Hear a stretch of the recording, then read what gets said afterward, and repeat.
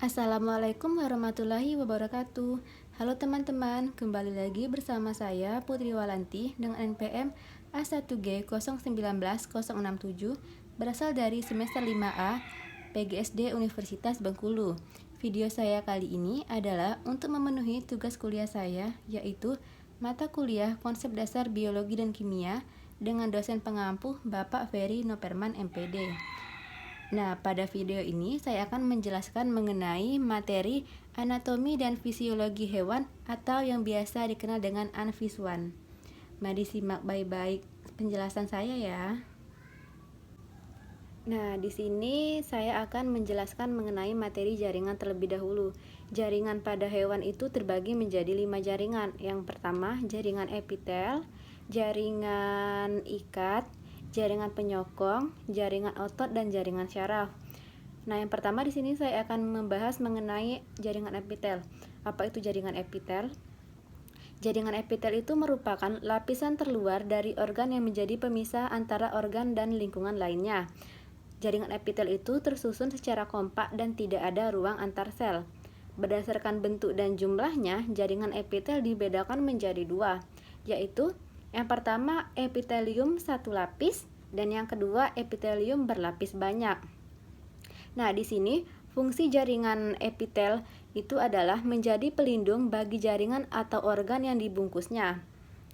Berdasarkan bentuk dan lapisannya, jaringan epitel itu terbagi menjadi 8 jenis, yaitu epitel pipih selapis, epitel pipih berlapis, epitel kubus selapis, epitel kubus berlapis, epitel silindris berlapis, epitel silindris selapis, dan epitel transisional. Nah, selanjutnya saya akan menjelaskan mengenai jaringan ikat. Apa itu jaringan ikat?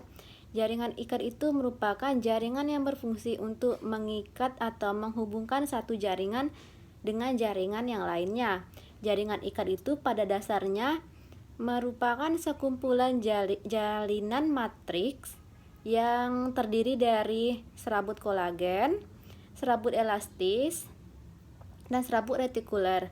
Nah, jaringan ikat dibedakan menjadi jaringan ikat longgar, jaringan ikat padat, jaringan lemak, jaringan darah, kartilago, dan tulang.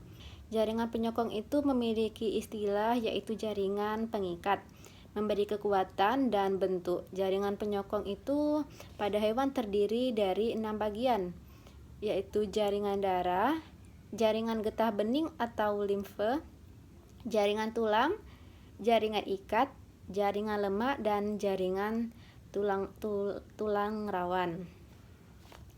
Nah, jaringan penyokong ini terdapat pada tubuh manusia dan hewan, dan peranannya itu sebagai celah antar jaringan, memberi kekuatan dan bentuk, membungkus organ-organ tubuh sekaligus mengikatnya dan menghubungkannya dengan jaringan yang lain. Peran tersebut dimiliki oleh jaringan penunjang disebabkan jaringan ini menjalankan beberapa fungsinya, di antara lain sebagai menyimpan lemak, melindungi dari mikroorganisme, memproduksi darah, menghasilkan matriks yang keras, dan lain-lain. Jaringan otot. Nah, jaringan otot itu adalah jaringan yang berfungsi sebagai penggerak tubuh. Jaringan ini terdiri atas sel-sel yang memanjang berbentuk serabut yang dapat berkontraksi karena adanya molekul miofibril.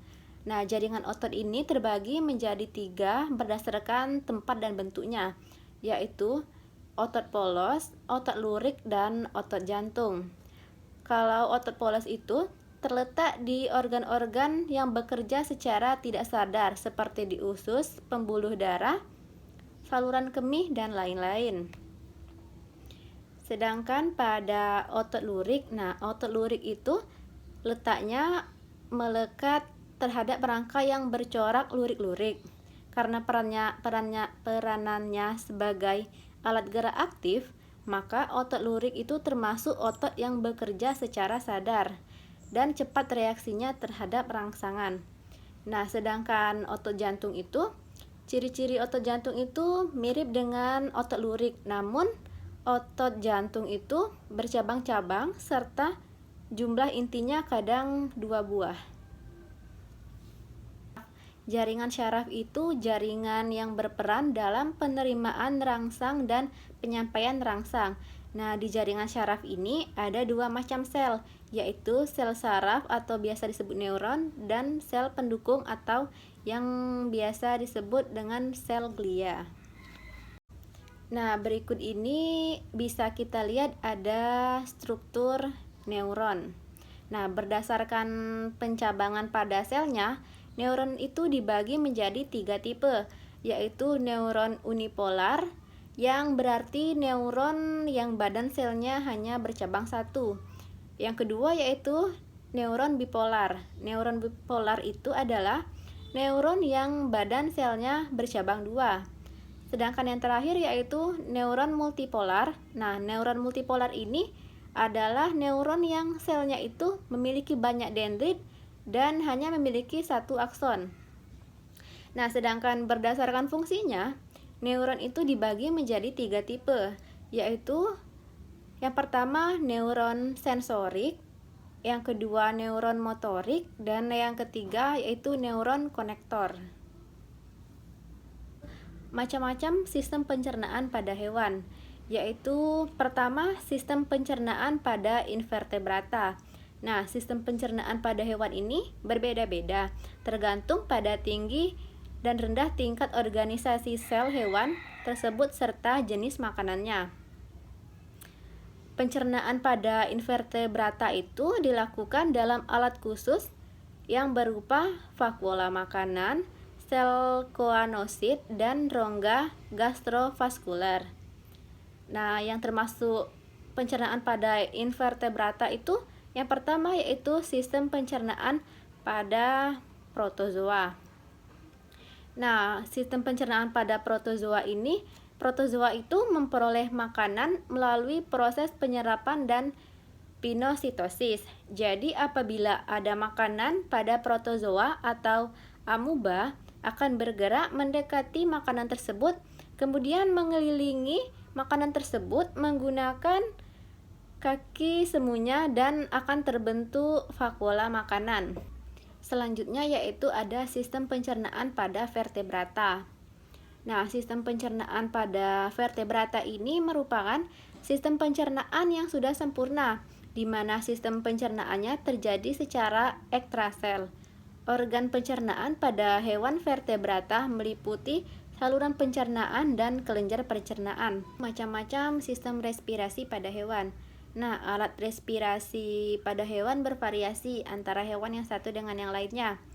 Ada yang berupa paru-paru, insang, kulit, trakea, bahkan ada beberapa organisme yang belum mempunyai alat khusus sehingga oksigen berdifusi langsung dari lingkungan ke dalam tubuh.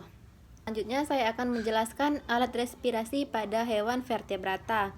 Yang pertama yaitu alat respirasi pada ikan. Nah, insang dimiliki oleh jenis ikan atau fishes. Proses pernapasan pada ikan adalah dengan cara membuka dan menutup mulut secara bergantian. Nah, dengan membuka dan menutup tutup insang. Pada waktu mulutnya membuka, air masuk ke dalam rongga mulut, sedangkan tutup insangnya itu menutup. Dan pada waktu menutup, tutup insangnya membuka dan air dari rongga mulut keluar melalui insang. Selanjutnya yaitu macam-macam sistem transportasi pada hewan. Nah, sistem sirkulasi pada hewan itu dibedakan menjadi 3. Yang pertama, sistem difusi. Yaitu difusi itu terjadi pada vertebrata rendah seperti paramecium, amuba, maupun hydra.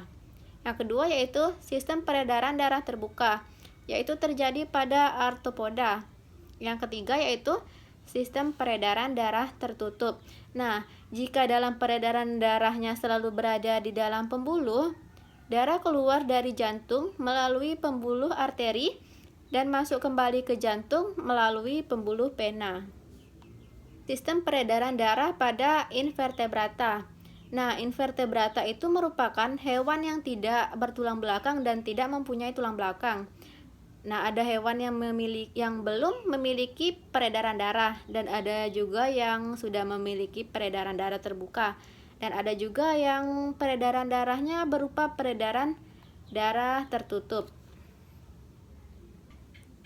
Nah, yang ini ada sistem peredaran darah pada vertebrata. Yang pertama yaitu ada sistem peredaran darah pada ikan. Nah, sistem peredaran darah pada ikan itu disebut peredaran darah tunggal, karena darah hanya satu kali melewati jantung. Nah, jantung ikan itu terdiri dari dua ruang, yaitu satu atrium dan satu ventrikel. Nah, selanjutnya saya akan menjelaskan macam-macam sistem syaraf pada hewan. Nah, sistem saraf hewan pada vertebrata secara umum belum terdiferensiasi secara nyata seperti halnya pada vertebrata. Nah, yang pertama saya akan menjelaskan sistem saraf invertebrata. Nah, tidak semua invertebrata memiliki sistem syaraf. Hewan yang tergolong protozoa dan porifera tidak memiliki sistem syaraf. Nah, selanjutnya yaitu sistem saraf pada vertebrata. Nah, sistem saraf vertebrata ini secara struktural dan fungsional beragam. Otak dan sumsum tulang belakang vertebrata menyusun sistem syaraf pusat. Nah, yaitu yang selanjutnya ada macam-macam sistem gerak pada hewan. Nah, salah satu ciri dikatakan makhluk hidup itu yaitu dapat bergerak dan berpindah dari satu tempat ke tempat yang lainnya.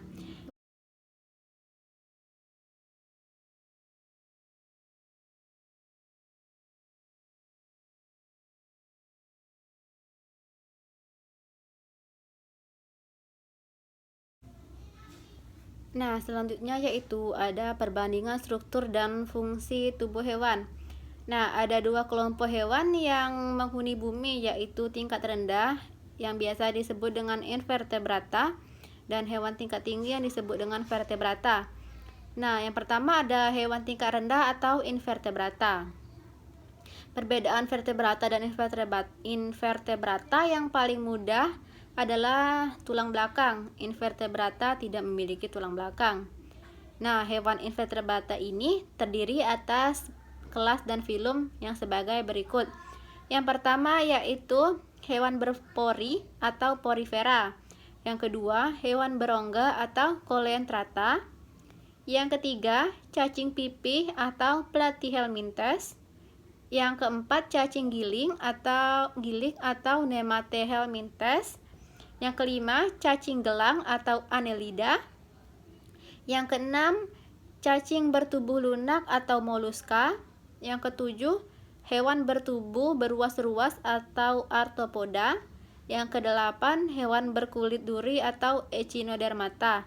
Dan yang terakhir adalah hewan bersel satu atau protozoa. Nah, inilah yang termasuk di hewan tingkat rendah, yaitu invertebrata. Nah, selanjutnya yaitu ada hewan tingkat tinggi atau vertebrata. Nah, hewan yang masuk dalam klasifikasi vertebrata adalah hewan yang memiliki tulang belakang. Nah, contoh dari hewan vertebrata ini adalah ikan, kucing, sapi, kelinci, burung elang, dan ular. Nah, hewan vertebrata ini terdiri atas kelas, yaitu yang pertama kelas Pisces atau ikan, yang kedua kelas amfibi, dan yang ketiga kelas reptilia, yang keempat kelas aves atau burung, dan yang ketiga kelas mamalia. Nah, itulah perbandingan struktur dan fungsi tubuh hewan pada tingkat invertebrata yaitu tingkat rendah dan tingkat vertebrata yaitu tingkat tinggi. Baiklah teman-teman, itulah penjelasan saya tadi mengenai materi Anfiswan, anatomi, fisiologi, dan hewan. Semoga penjelasan saya ini bisa bermanfaat untuk kita semua. Saya akhiri. Wassalamualaikum warahmatullahi wabarakatuh.